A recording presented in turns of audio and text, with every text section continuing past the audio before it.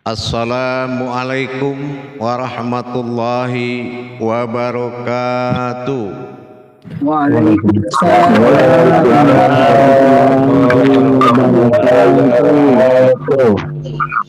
Alhamdulillah. Alhamdulillahi rabbil alamin.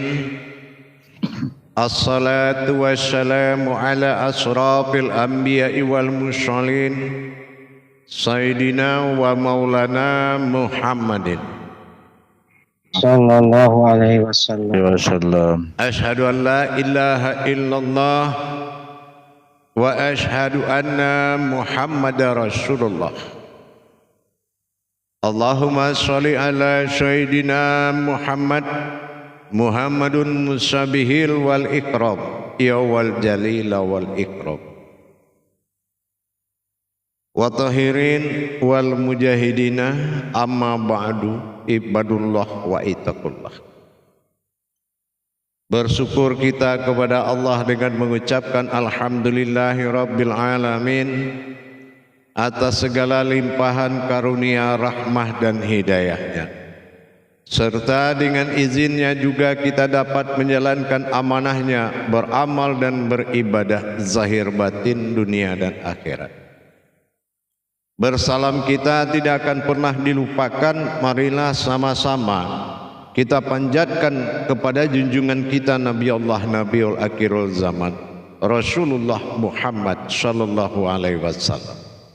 Atasnya kalimahnya kita kalamkan dengan membaca Allahumma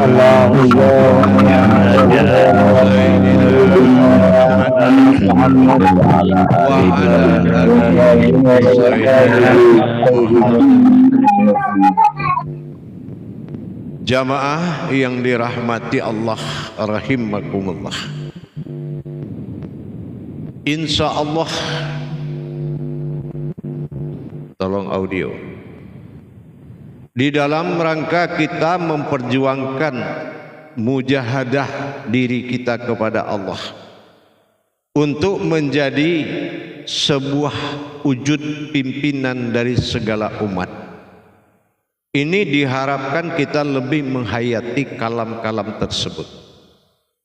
Menjadi panutan sebuah umat adalah orang yang sudah melengkapi persyaratan hakikat yang mutlak pada dirinya.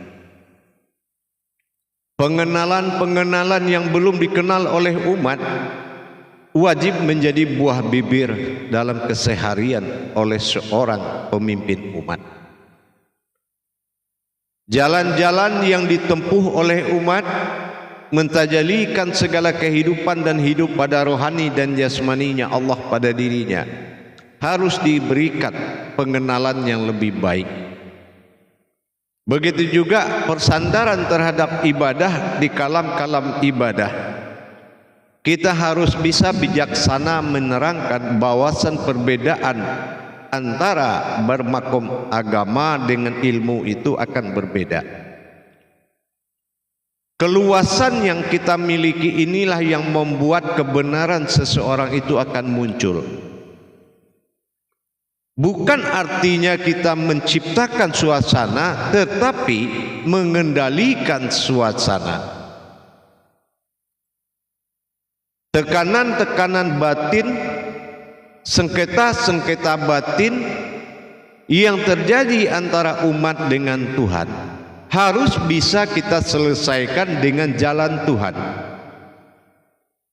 Memuliakan adalah salah satu tugas dari seorang pemimpin umat, adalah memuliakan orang yang memohon kepadanya, bukan merendahkan orang yang memohon.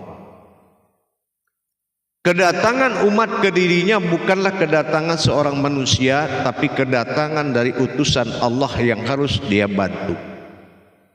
Martabat-martabat keumatan tidak boleh dimiliki lagi oleh orang yang mewakili semua umat. Martabat-martabat keumatan harus diganti dengan martabat ketuhanan. Sebagaimana peraturan dalam fikih, fakah dan tasawuf, didahulukan seorang itu lebih dari orang lain, ini adalah makom yang tetap di dalam Islam. Laksana di dalam sebuah masjid didahulukan selangkah ada satu orang demi meningkatkan suatu kebenaran, yaitu wujud imam. Begitu juga dalam persandaran kalimat. Kalimat sengketa atau rohani, kita harus dulu selangkah daripada orang yang memohon pertolongan. Dalam hal ini perlu kita pahami dengan keluasan. Jangan hendaknya orang mendapatkan suatu kebenaran yang tingkatnya amaliyah. Untuk apa kita belajar lebih kalau hanya menyelesaikan persoalan kerohanian seseorang dengan kodrat amaliyah? Dalam hal ini, pegangan yang harus dijadikan mutlak oleh seorang yang diamanahkan menjadi uluhiyah kaji, seorang imam, seorang ulama, harus memiliki dalil. Dalil yang dimaksud di sini adalah sebuah kalam. Dalil Allah itu adalah kalam bagi kita. Kalam bagi kita kejadian bagi orang yang datang, kejadian kepada orang yang memohon. Jangan hendaknya kita berkalam tapi tidak ada kejadian. Berarti kalam kita belum menjadi kalamullah. Berarti dirinya belum berwujud kitabullah. Dan dirinya, hayatnya belum menjadi hayatnya Allah. Dalam hal ini, sinyal-sinyal itu, diri kita kepada Allah, harus kita mengerti bagaimana kita menciptakan suatu kalam yang tidak terputus dengan Allah.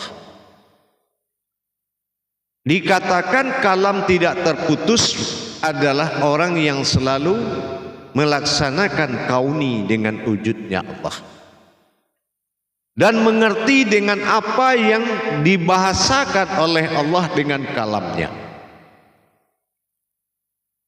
Kalam Allah hanya dimiliki orang-orang yang dipahami oleh orang-orang yang sudah mendapatkan masa tauhid. Kalau dia tidak mendapatkan masa tauhid di dalam belajar hidup dan mengkaji, maka sesungguhnya orang itu tidak akan pernah mengerti apa yang dikalamkan oleh Allah. Maka kalam tauhid ini kan, kodrat tauhid ini adalah kodrat paling utama yang bisa diciptakan oleh kita sebagai kitabullah. Tapi kalau kita tidak mengerti dengan bagaimana dasar kita berbicara, tidak meluaskan kepada orang yang butuh, hanya memberikan kebenaran dan kebenaran, ini tingkat makom itu sudah belum memadai. Maka kita harus memiliki ilmu kalam.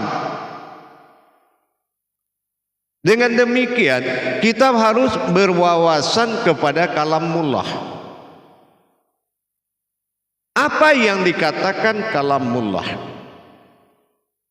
Banyak orang yang mengatakan kalau dia belum bertauhid, belum mengalami masa tauhid, selalu menyalahkan orang yang di dalam kalamullah dengan bahasa sesat dan lain-lain. Nah, kita contoh, kenapa dia bilang sesat? Karena dia tidak mampu memahami tauhid, maka terjadilah salah pengertian. Kalau kita lihat Al-Quran sebagai kalamullah berupa Alkitab. Al-Quran ini adalah Alkitab yang sudah tutup. Sudah tutup. Karena ayat untuk menuju kalamullah harus dia lebur ayat itu. Makanya Al-Quran tidak ada menambah lagi kalamnya. Tetapi apakah setelah Al-Quran ada Allah itu membisu? Allah itu diam, Allah nggak bicara. Kalau kalamnya sudah tutup di dalam Al-Quran, berarti hadisnya pun tutup. Tapi kalau hadis yang dimaksud Al-Quran dan hadis adalah kalam seorang yang kitabullah, itu namanya hadis. Tapi kalau riwayat hadis sunnah dibawa ke dalam kitab yang sudah ditutup, ini akan menambah ayat. Kalau sempat kitab-kitab masuk ke dalam Al-Quran, maka kalam inilah yang tidak terputus. Pembicaraan dengan Allah melalui isyarat alam, kejadian, bernama kalam. Hujan lebat, hujan deras, hujan angin, itu sudah kalam, itu bahasa. Sudahkah kita paham? Gempa sekian menit terjadi begini, itu bahasa, itu kalam. Petunjuk, zikir, marifat, masuk, wujud, semua wujud itu kalam. Inilah kalam. Tapi kalau Al-Quran muatannya dalam satu lautan, itu hanya satu tetes kalam Allah. Dalam satu lautan itu hanya satu tetes yang menjadi Al-Quran. Kedepannya tidak akan terputus kalam Allah sampai masuk ke alam makrifat, alam sifat, alam zat, alam batin. Semua terjadi kalam, perkataan dengan Allah, pembicaraan dengan Allah. Makanya tidak ada lagi pembahasan dalam Al-Quran, yaitu pengajaran hakikat. Karena kalam ini berfungsi setelah kita bisa menerima amanah yang dititip di dalam ayat. Maka kalam akan terus menjalankan dalam bentuk hayatnya Allah. Ada yang melalui nur, ada yang melalui zat, ada yang melalui batin, ada yang melalui wujud, ada yang melalui alam, ada yang melalui aras, ada yang melalui qudsi, ada yang melalui ilmu. Kalam Allah tidak terputus.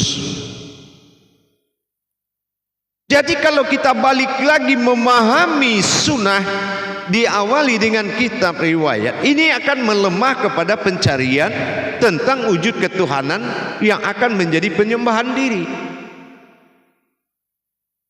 Nah, seperti kita lihat, agama ini adalah iman. Tidak ada yang ilmu, semua itu iman. Ya ayyuhallazina amanu, semua iman. Tapi ada dua iman ini. Yang pertama imaminuddin, yaitu iman terhadap ketentuan di dalam Islam, yaitu rukun iman. Yang kedua imanullah, yaitu beriman kepada Allah, wujudnya ilmu, bukan iman tapi wujudnya ilmu. Fungsi iman mengimani yang dikaji. Tapi dalam Islam ada rukun iman. Ada apa rukun iman? Karena dia harus menyesuaikan dengan dua ibadah. Pertama jatuh amaliyah namanya, yang kedua jatuhnya ibadah. Kalau amaliyah ada di rukun iman, menertibkan akidah, akhlak dan akal serta memperingatkan nafsu. Itu fungsi rukun iman. Jumlahnya 6, kudratnya alam. Tapi kalau ini terjadi pengkawinan, kalau rukun iman masuk ke dalam kekuatan imanullah, ini akan membuat suatu kesia-siaan, kebatilan. Kenapa saya bilang kebatilan? Siapa yang mengatakan sholat berpahala, enggak sholat berdosa? Ini yang dikhawatirkan. Kalau dipandang dari sisi amaliyah, kalau dipandang dari sisi ilmu, memang yang sholat siapa? Nah, ini mentah dia. Nah, inilah perbedaan. Jadi dengan adanya keluasan kita dalam mengkaji, kalau kalam Allah itu tidak pernah terputus kepada umatnya, maka kita harus berhasil mengambil amanah yang ada dititip di dalam peraturan atau ayat. Tapi kalau kita belum bisa mengambil amanah, ya ayyuhallazina amanu, kamu lihat nih alif kata Allah. Nah, tapi di dalamnya ada pesan dari saya. Nah, itulah kira-kira. Kamu lihat nih ba. Nah, tapi dalamnya ada pesan dari saya. Bahkan ada petugas-petugasnya dalam satu huruf. Nah, ini baru tuh berfokus kepada amanah, aminun. Inilah dasar aman.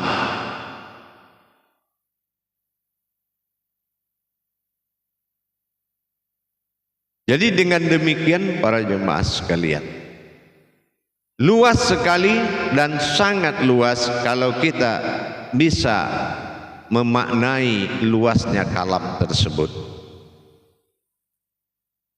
Bahasa ke tingkat alam, kalamnya. Bahasa ke tingkat diri, kalamnya. Bahasa ke tingkat sifat, kalamnya. Bahasa ke tingkat wujud, kalamnya. Bahasa ke tingkat sir, kalamnya. Ini sangat luas. Begitu luasnya kalam Allah untuk bisa berhubungan tajalli Allah dengannya. Kita bandingkan dengan satu tetes air laut dari sebesar itu laut. Itu adalah Alkitab. Tapi kalau kita sudah bisa menjadikan satu tetes ini selaut, inilah yang dicari oleh Allah. Tapi kalau dia lihat Al-Quran itu masih segitu-segitu aja, belum dia bisa menjadikan setitik itu selaut, berarti hadisnya atau kalamnya belum terjadi, belum diakui oleh Allah. Jadi kita harus luas dalam memaknai.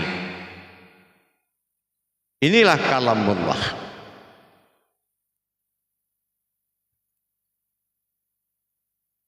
Sama seperti pemahaman.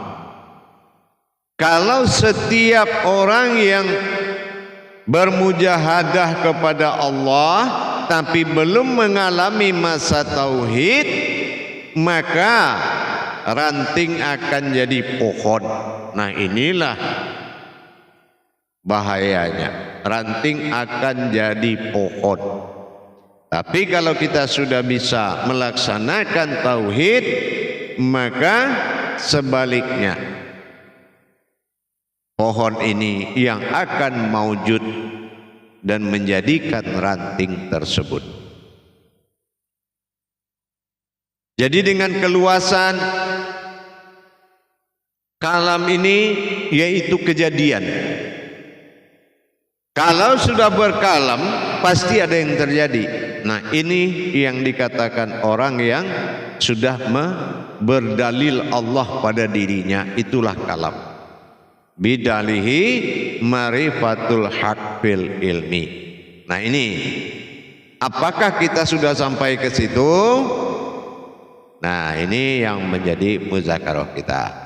Apakah memang sudah bisa menjadikan satu tetes itu selaut, atau melihat selaut itu satu tetes?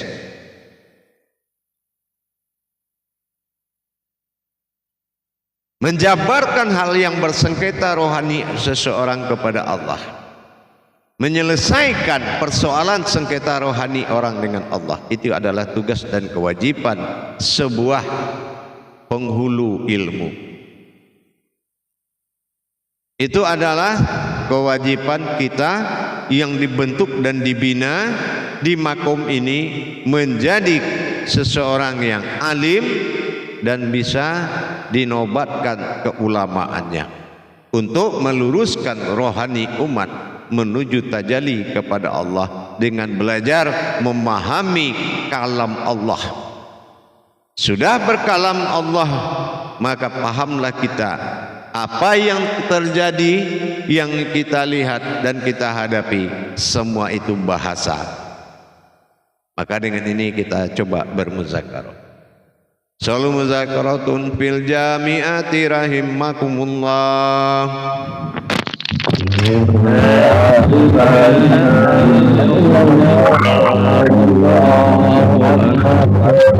Silakan juru tablik melihat jamaahnya, memandu jamaahnya,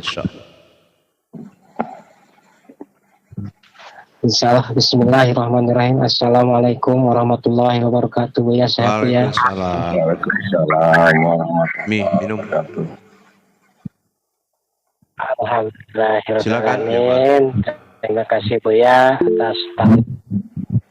atas tausiahnya. Insyaallah ini ada Pak Suwardi. Silakan Pak Suwardi, waktu lepas dipersilakan. Insyaallah. Terima kasih Pak Utari, juru tablik kita. Assalamualaikum warahmatullahi wabarakatuh, Buya. Waalaikumsalam warahmatullahi wabarakatuh. Alhamdulillah Buya atas pencerahannya malam ini, luar biasa. Insyaallah mudah-mudahan kami ini Buya muridnya bisa menjalankan amanah yang disampaikan oleh Buya. Amin, amin. Insyaallah. Intinya Buya, PR kami malam ini tentunya adalah bagaimana menjaga seutuhnya kalamullah dalam keseharian kami. Tentu dengan hikmah pohon tauhid yang Buya bina ke kami selama ini. Mudah-mudahan apa yang menjadi kalam kami ini bisa bernilai kauni, baik pada diri, pada keumatan maupun kepada alam. Mohon pencerahannya lebih lanjut Buya terkait pohon tauhid ini Buya, biar kami bisa lebih teguh lagi. Makasih Buya. Insyaallah. Intinya begini, dalam salah satu pengajian di konten kita ini pernah saya syiarkan, apakah sewujud batin ini sudah mengenal batin-batin Allah yang ada pada alam ini? Kan gitu. Penguasa alam ini ada dua. Pertama ada batin, yang kedua ada ruh. Sementara kita adalah ma'ul hayat, ibu dari mereka, umul dari mereka. Apakah kita sudah bisa berkoordinasi, berbicara lewat suatu kejadian dengan Allah melalui batin-batinnya yang banyak? Gitu. Kadang-kadang kalau kita tidak paham kalam ini atau kejadian, kita selalu mengatakan sesuatu itu adalah pasrah.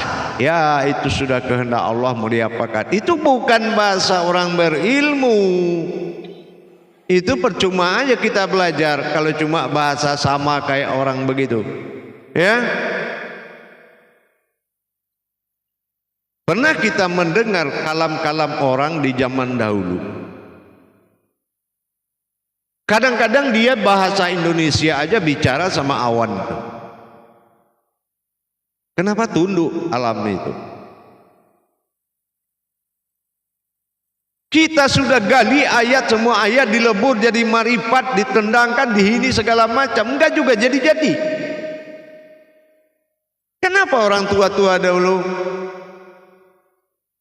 ketemu suah atau satu ekor hewan yang berbahaya, udah lewatlah, saya mau lewat, diam aja ya, kalau enggak saya yang lewat, diam dan lewat. Nggak ada yang nuntut marifat-marifat, nggak dikajinya itu apa macan segala macam. Kenapa dia bisa berkalam menjadi kejadian? Apakah kalam kita sudah mengandung kejadian atau kalam ngawur? Tentu kita harus melihat kodrat kalam itu sendiri. Kodrat kalam itu datang dari mana? Pembentukan hubungan antara rahasia dengan batin sudah terjadi atau belum? Kodrat rahasia adalah diri, kodrat batin adalah alam. Apakah keduanya ini sudah ada hubungan sir? Tentu harus kita pikirkan.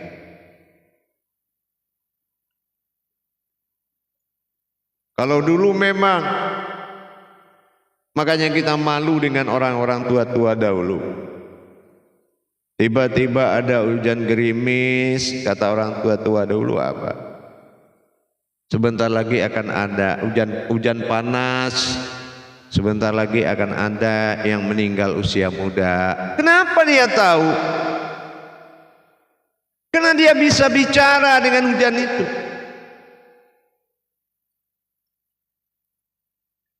Dan kenapa dia bisa berhubungan dengan alam ini? Apa dia kaji semua? Tidak. Nah, ini harus ditingkatkan. Jadi jangan hanya kita berpedoman kepada yang tersurat, karena yang tersurat adalah satu tetes dari kalam nilainya. Baru satu tetes. Yang selebihnya hubungan hablum minallah dengan Allah tidak tertera lagi di dalam tulisan itu. Kenapa? Tugas kita mengembalikan Al-Quran ke namanya. Apa namanya? Al-Quran. Al-Qara, Al adalah Allah, Qara membaca, An adalah diri. Dinamakan kalam diri, betul. Al-Qara'an, ada an di situ, ya.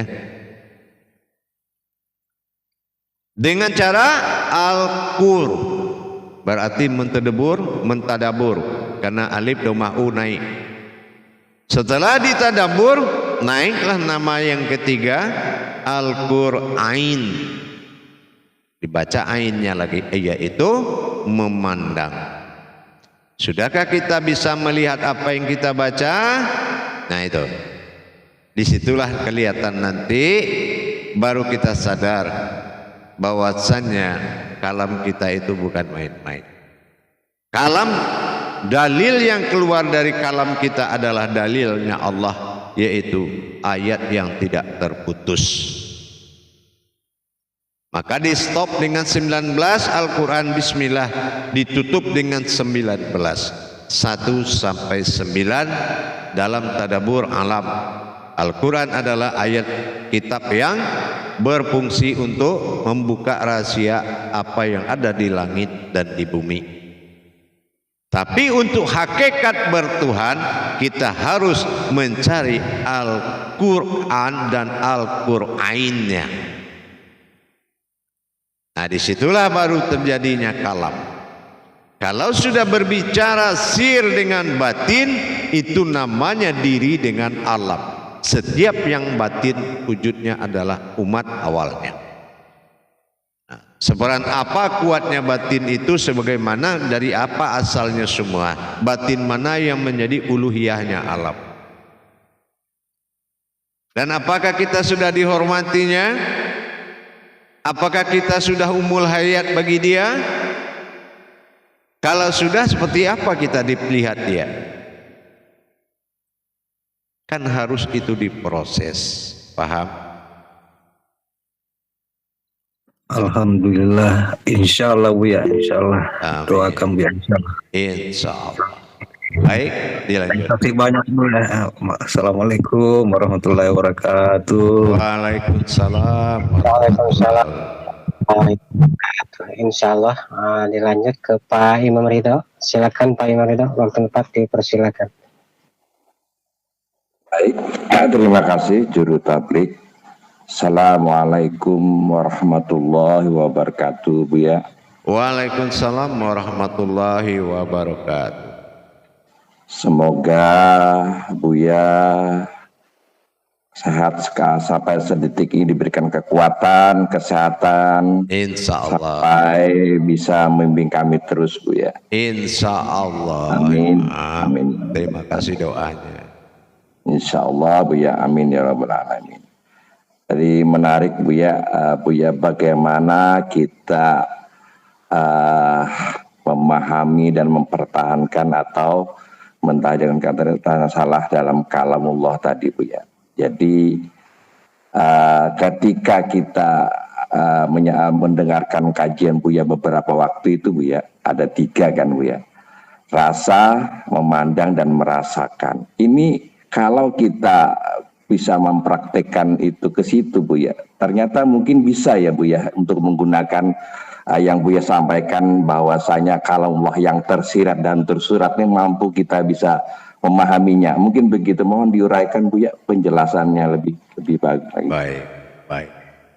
Jadi begini, kalau itu adalah suatu tajalli yang dilaksanakan oleh diri batin atau dikatakan ainun sabitah.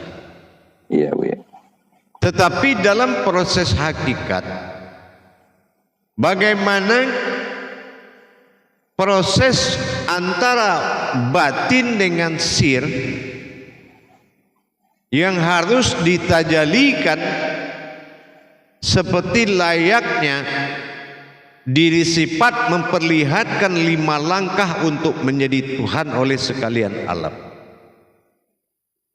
Berdirinya diri sifat dalam menghadap kepada batin alam setiap waktu dari 4 kodrat pada zuhur, 4 asyar, 3 maghrib, 4 isya, 2 subuh. Sudahkah 17 ini benar-benar si 7 ini sujud ke si 1? Satu ya Buya. Nah, ini butuh praktek. Bagaimana yang 4 di zuhur itu dengan bertajalinya diri sifat dalam Al-Fatihah, dia tunduk, dia sujud, memuji diri sifat penghulu dari segala diri. Ini yang dikatakan sifat alam menyembah, sifat umat menghadap. Kalau menyembah jarak jauh, gitu. Kalau menghadap luput dalam 1 kodrat. Insyaallah. Nah, ini kemampuan tajalli dari sir kita kepada wujudnya, ini sangat menentukan adabnya sebuah wujud diri yang dinamakan diri sifat pernah lenyap di dalam sebuah wujud. Artinya lenyapnya menyembahnya sifat kepada wujud. Ini terlebih dahulu harus disukseskan. Diri sifat luput ke dalam wujudnya semata. Wujud itu 1, sifat itu 7. Namanya sholat mutlak. Kan gitu. Iya. Sementara kita hidup di alam iman. Apa alam iman? Sampai-sampai nama Allah hanya diimani dan dijadikan oleh Allah satu lagi di sampingnya, itu juga diimani dengan nama Muhammad. Ke langit manapun kita belajar agama, itu namanya iman. Iya, betul ya. Nah, kalau kita bicara Tuhan, wujudnya ilmu. Kan gitu. Iya. Nah, kalau wujudnya ilmu, sudah pasti kodrat iradat ilmu harus naik sebuah kodrat berkehendak kepada ilmu. Siapa kodrat yang berkehendak kepada ilmu? Itulah permintaan dia tadi.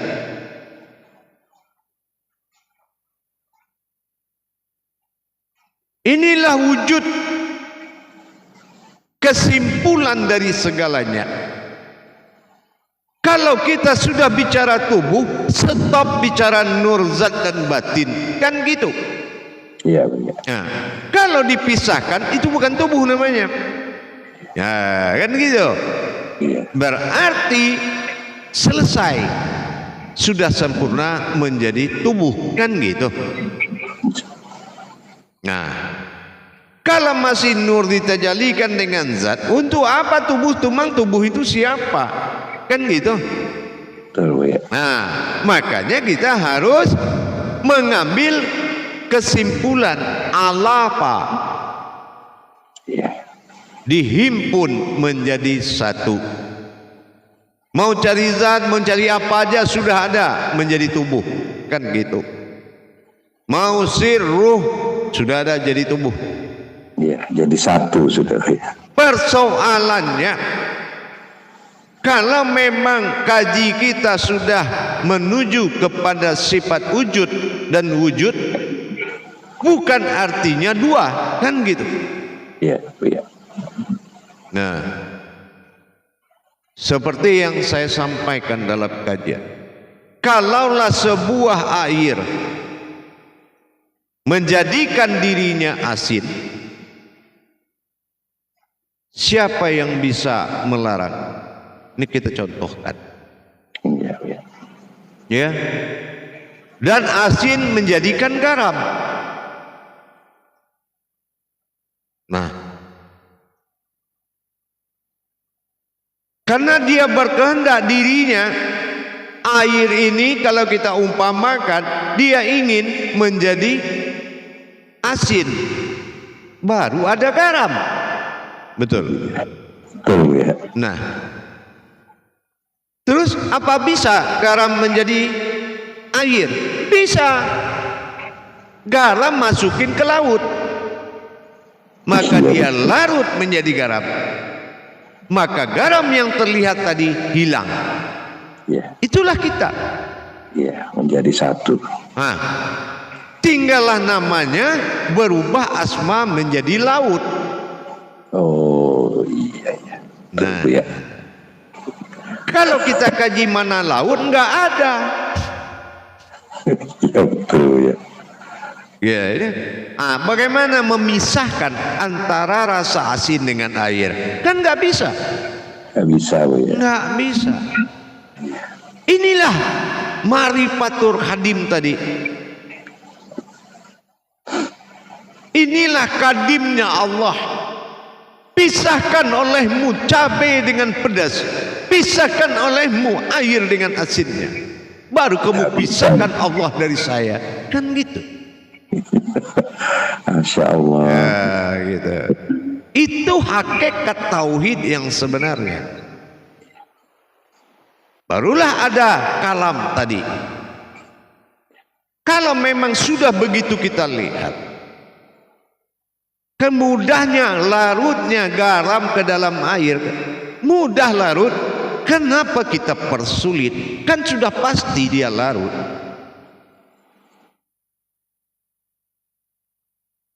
Gitu. Berapa kerasnya garam itu, keras sekali. Tapi kalau dengan asalnya dia lembut dia lagi. Gitu. Kembali ke asalnya. Kembali ke asalnya. Ya. Jadi tidak ada yang menjadikan dia asin, hanya dia berkehendak saya mau jadi air asin. Ya. Tapi tujuannya apa? Karena ingin menciptakan garam. Kan gitu. Betul Bu ya. Nah, garam minta lagi nama ini nama lain yang bikin sulit. Akhirnya ketukarlah garam ini dengan benda lain. Kan gitu jadinya. Nah, jadi dengan tajali seperti ini, semua itu sudah nyata adanya. Kan gitu. Jadi tidak lagi kita menetapkan suatu perkara kepada sebuah garam, tapi garam sudah jadi air laut, kan gitu ya enggak? Kembali ke asalnya. Iya. Nah, itulah asal usulnya keringat manusia itu asin. Bagian dari pembuktian qadarullah. Katakan dari zaman dahulu nenek moyang kita bilang, apa katanya? rantau sakti, rantau bertuah laut pun sakti. Derajat ada pada yang zahir, kesaktian ada pada ilmu, kan gitu. Disinilah akan dijadikan sebuah kodrat laut. Gitu. Kalau sudah bertemu dia, maka asmanya berubah menjadi laut. Terus kalau kita ingin tahu kaji apanya, kebenarannya, kan nggak perlu berenang ke dalam laut sana. Ambil aja pakai telunjuk sedikit dijilat asin, yakin kita. Kan gitu. Nggak perlu kita berenang ke tengah laut untuk mencari ikan laut asin, kan nggak mungkin. Betul, ya. Dan keberadaan wujud itu tidak mengganggu kepada alam-alamnya yang lain. Keberadaan dia malah menjadi tempat kehidupan para makhluk. Itulah diri kita, sumber kehidupan daripada semua makhluk. Tapi buktinya dia tidak merubah. Tidak ada satu ekor pun ikan yang dia jadikan asin, meskipun ombaknya tiap malam 24 jam. Betul, ya. Karena nggak ada hubungannya dengan ikan asin dengan laut asin. Laut asin karena air ingin jadi asin, kan gitu. Betul, ya. Nah, samalah dengan kita. Kalau dia ingin jadi umat, ya kan? Berarti umat harus tahu yang umat yang sebenarnya bukanlah laut, bukanlah jasad tadi. Kan itu. Tapi umat yang sebetulnya semuanya adalah logika dari ujung rambut ke ujung kaki. Itu adalah garam tadi. Gitu kan? Nah, itulah. Jadi dengan kita bisa mempercontohkan tajalli seperti itu, dan itu adalah cara Jabariyah yang paling tepat. Gitu. Paham, Mam? Insya Allah indah sekali penjabaran malam ini, Buya. Dan contoh-contohnya sangat mudah dipahami, Buya. Insya Allah. Amin, amin. Ya. Insya Allah. Terima kasih, Buya. Assalamualaikum warahmatullahi wabarakatuh. Waalaikumsalam warahmatullahi wabarakatuh. Alhamdulillah, terima kasih Pak Imam atas pertanyaannya. Insya Allah lanjut ke Pak Imam Asep. Silakan Pak Imam Asep, waktu tepat dipersilakan. Assalamualaikum warahmatullahi wabarakatuh, Buya. Waalaikumsalam warahmatullahi wabarakatuh. Semoga Buya diberikan kesehatan selalu, Buya. Amin, insya Allah, amin. Tadi Buya mengkalamkan tentang salah satu dari tugas kita adalah untuk menyelesaikan sengketa rohaninya umat, Buya. Dan itu kita harus punya dalil yang menjadikan satu kejadian, ya. Dan dalam kaitannya dengan makom istiqomah ini, apa yang harus kami lakukan, Buya? Ya, itu sudah pastilah, ya. Sudah pastilah ada penterjadian ke situ. Tapi yang lebih diambil hikmahnya dari semuanya tadi itu, berubahnya kata menjadi dalil itu kan dasarnya dari kodrat. Ya. Dasarnya dari kodrat. Kenapa? Karena kalam ini kan adalah kejadian. Terus siapa yang sanggup menyelesaikan masalah manusia? Pernahkah kita berpikir mana manusia pertama yang dijadikan oleh Allah?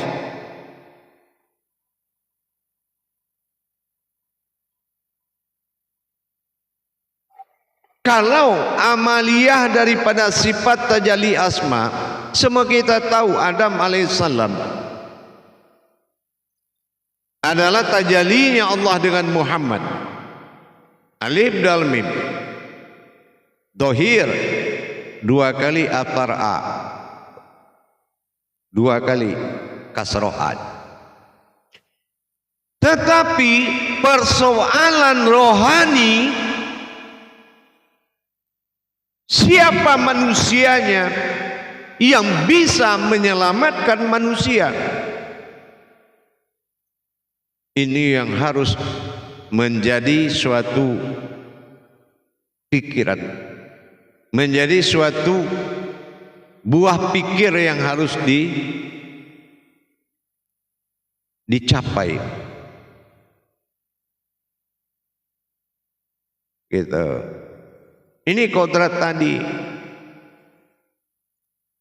Paham kira-kira, Mam? Insya Allah Buya. Baik. Baik jemaah, saya kembali 10 menit lagi. Insyaallah. Assalamualaikum warahmatullahi wabarakatuh. Waalaikumsalam warahmatullahi wabarakatuh.